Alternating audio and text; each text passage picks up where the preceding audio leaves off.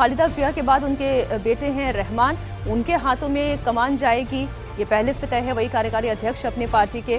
आपको जानकारी दे दें कि 80 साल की उम्र में उन्होंने अस्पताल में अंतिम सांस ली। पिछले 20 दिन से वेंटिलेटर पर वो थी।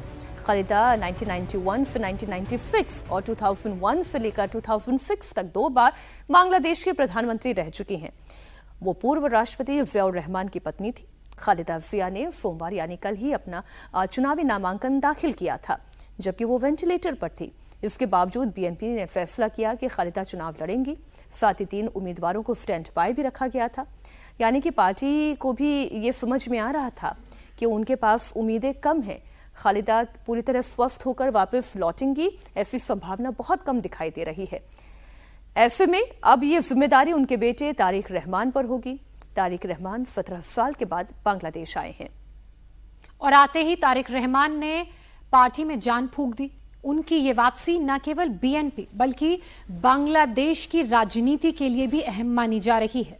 खालिदा जिया के निधन के पहले ही तारिक की वापसी को बीएनपी के लिए एक टर्निंग पॉइंट देखा जा रहा है।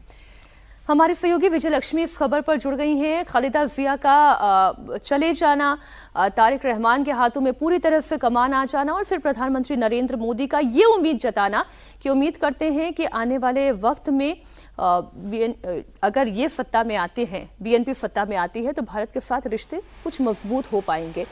हम भारत के नजरिए से भी इसे समझने की कोशिश कर रहे हैं। विजय लक्ष्मी। देखिए मीनाक्षी, अगर देखा जाए तो बीएनपी भारत के प्रति उनका रुख जो है वो बहुत अच्छा नहीं रहता है। उस लिहाज से जो है शेख हसीना की पार्टी आवामी लीग जो है वो ज़्यादा close in terms of bilateral relationship माने जाते हैं। लेकिन ये ऐसे मौके होते हैं जब चाहे विरोधी हो या फिर आपके समर्थक हो, सभी जो है कंडोलेंसेज अपने देते हैं। प्रधानमंत्री नरेंद्र मोदी ने भी अपना कंडोलेंस जो लेकिन विजय लक्ष्मी, जो इस वक्त बांग्लादेश की परिस्थिति बनी हुई है, कट्टरपंथियों के हाथों में वहां की राजनीतिक ताकत चली जाए, उससे बेटर तो यह है कि कम से कम एक पॉलिटिकल पार्टी के हाथ में ये सत्ता जाए।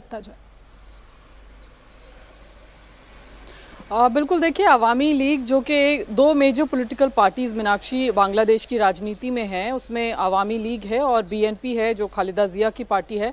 आवामी लीग जो है अभी बैन है वहाँ पर, शेख हसीना भारत में एग्जाइल पर हैं।